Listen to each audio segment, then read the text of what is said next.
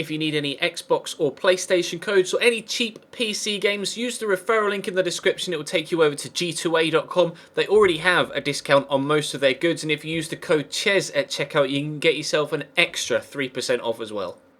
Hey guys, how's it going? Ches back again and welcome to episode number 25 of the Career Mode RTG here on FIFA 16. It's the return to glory with Nottingham Forest and we're travelling to Portman Road today for the first game. We're away from home against the side. They're in 15th, so a win would be expected. Perhaps there are 10 games left to go in the Championship season. We are a single point outside the automatic promotion spots. Wigan? And QPR appear to be running away with the league title, but we can catch, I think it's Burnley and Hull at either side of us in the league. We're currently third. I don't know where Wigan came from. They're in League One.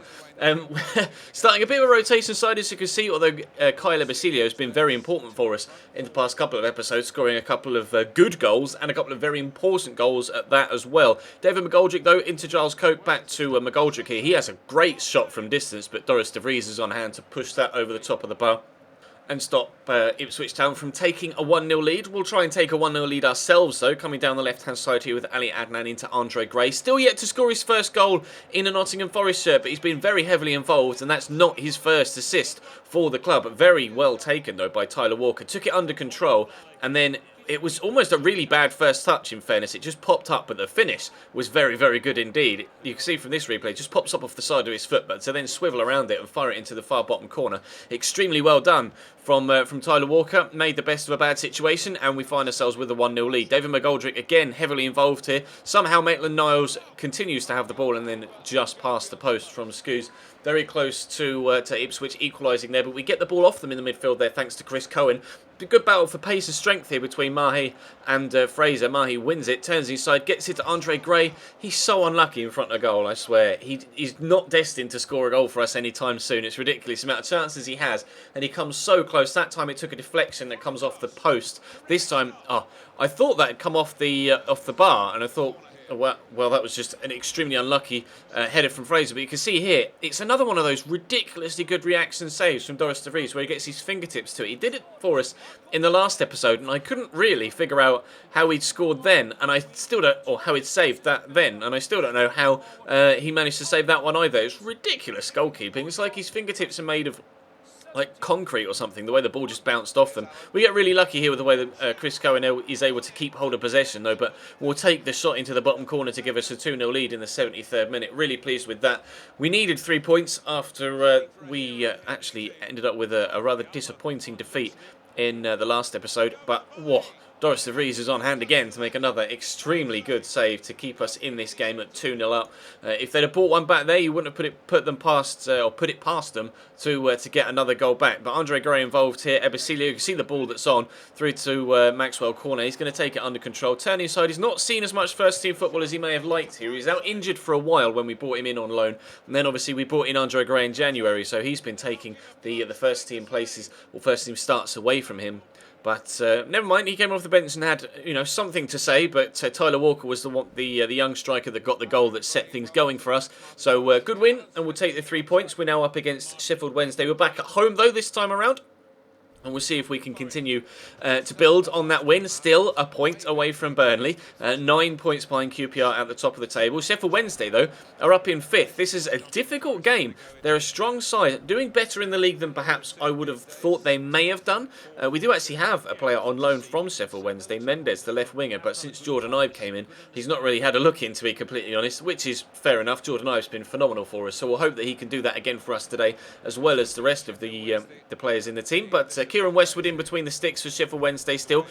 I really rate Kieran Westwood. I think he's a very good goalkeeper. There are a few Sunderland fans that would disagree with me, but they've got Michael Turner at centre-back as well.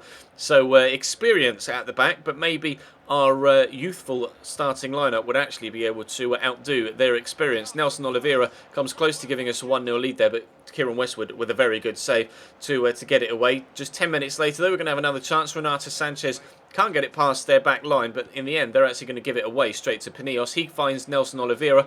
Good turn, brilliant shot from Nelson Oliveira into that top right-hand corner. Just absolutely smashed it into the top bin, and we will take that 1-0 up early on. So for Wednesday, though, starting to come forward, this time not going to give the ball away to a Nottingham Forest midfielder, and it's Wiggins down the left-hand side to Matthias, back towards Wiggins. I actually give the ball away there. Chris Cohen can't get his first touch under control properly, and that wasn't far away. Doris de Vries seemed to jump up in the air when the ball was low on the ground. I don't really understand what he was doing there, but anyway, they get a free kick a short while later, and keeper then this time does react in the right way, although he waits until the ball's right in front of him before reacting, but at least he didn't concede. That's the most important thing. Jordan Ibe turns aside the man that committed to the challenge there. Then he's going to stand the ball up towards the back post. Britta Sombolonga comes very close to giving us a 2-0 lead there. Gets up well with the defender on his shoulder, but couldn't direct the header on target. Kyler Basilio came off the bench for Chris Cohen, as you could see there top left, to just add a little bit more of fresh impetus in the middle of the pitch. Lee, though, stands up this cross to the back post. Forestieri with actually a very good header. He's not the tallest, Forestieri, and that was headed towards the top corner. It needed a decent save from Doris de Vries. It was further away from him than initially I thought the header was going to be. Jordan Ibe, though, is played in behind here. You can see it took ages for the ball to actually get to him, but he does get it under control. Has the shot, it's deflected. Really, really fortunate that it falls to Ebesilio, but he was offside, so it doesn't count anyway. I thought we'd sealed the game with 5 minutes to go, and we'd made it 2-0, but you can see here, as Jordan Ibe takes the shot, the freeze frame, he's only, like, ever so slightly offside, but Sombolonga here gets it up wide to Matt Phillips. I thought about playing the ball through to Oliveira, but you can see he's well marked by the defender. Matt Phillips goes on a solo run here himself, ends up turning inside again, having another shot, and I thought that was destined for the back of the net this time, and it still didn't. But never mind, we do get a 1-0 victory this time. So 2-0 leads to 1-0, leads to what? A 0-0, maybe, perhaps, against Hull City away from home. They too are up and around us in the league table, as you'll see from a moment. They're actually sat right behind us in 4th, so we're playing 5th and 4th today. We got a draw against 5th, which extended our gap above Hull to 2 points. We're still a point behind Burnley. Luckily, when we drew, so did they. So the gap to the automatic promotion spots hasn't extended at all. However, we now play Hull City away from home. McGregor in goal, Mohammadi at right back, Robertson at left back. It's pretty much the same side that got relegated from the Premier League. They've done very well, Hull, in real life, to keep hold of the majority of the players that they had when they came down. They didn't end up losing players to teams back in the Premier League. So they're very strong in real life in the Championship. They're very strong in this series in the Championship. But as are we. So we will try our best to get a 3rd win from the episode today. Abel Hernandez gets this to David Myler into Mo Diame. Brilliant feat from Mo Diame. Decent shot as well, saved by Doris de Vries, and we will eventually clear it away thanks to Jack Hobbs. Even though he gets tackled by Abel Hernandez, it actually went out for a goal kick there. So slightly lucky from Jack Hobbs, but still, we got the ball away eventually. Abel Hernandez involved again, though, into David Myler involved again. Heavy touch, not the quickest Myler, and gives the ball away at Sombolonga to Renata Sanchez. He scored a couple of great goals from distance for us this season. This one in the box, really not as accurate as any of his previous shots so far this season. Disappointing. Into the second half we go. Again, Abel Hernandez and David Myler linking up very well indeed. They're quite the duo for here, Hull City. David Myler works the ball into the box. Up goes Jake Livermore. I don't know how he's beaten the defender in the air there. Defender's got a couple of inches on him in height and jumps first, but Livermore somehow manages to win the header. Abel Hernandez is on the ball again. Is he going to pass it to David Myler? No, he's going to run into Mo Diame, then gets the ball inside the box and goes down rather tamely. He had the shot there, and I don't think we made contact. I don't think Basali actually touched him. I think, if anything, Abel Hernandez just kicked Basali. There's no tackle there. You see him just shooting, ends up kicking the floor.